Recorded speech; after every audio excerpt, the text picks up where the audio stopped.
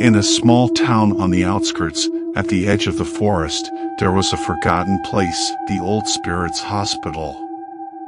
People avoided it, and there were many eerie stories told about it.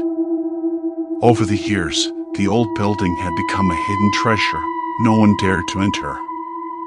However, this story would draw 4 friends in. 4 friends, Lisa, Mark, Sarah, and Ethan, decided to unravel the secrets of the Old Spirits Hospital.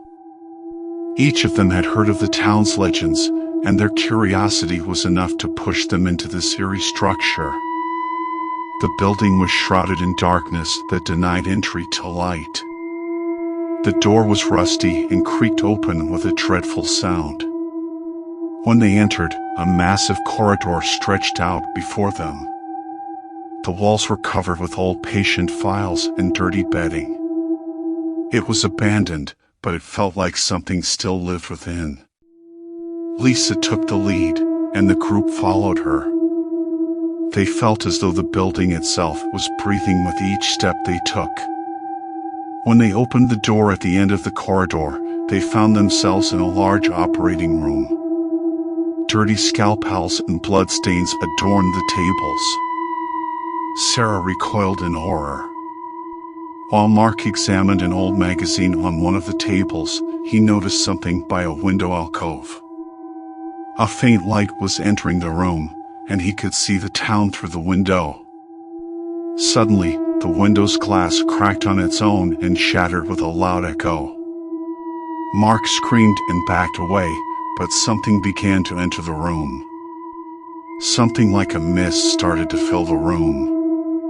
The mist slowly took shape and transformed into a woman's ghostly figure, with a deadly expression on her face. The woman wore a dirty white hospital gown and her face was covered in scars. Terrified, Lisa, Mark, Sarah, and Ethan recoiled, but the ghost locked them in. "You all must belong here," the ghost said, her voice echoing in the room like a cold wind. "Can we talk about who you are and what you want?" Lisa asked, her voice trembling. The ghost extended her arms and advanced toward them.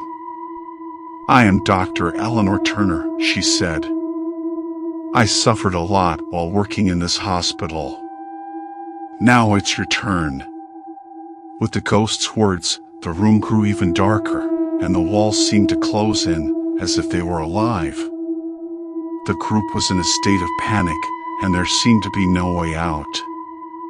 Suddenly, Ethan's cell phone rang from his pocket. The ghost recoiled violently and let out a scream. Lisa quickly took up the phone and turned on the flashlight. The ghost fled from the light and disappeared into the room.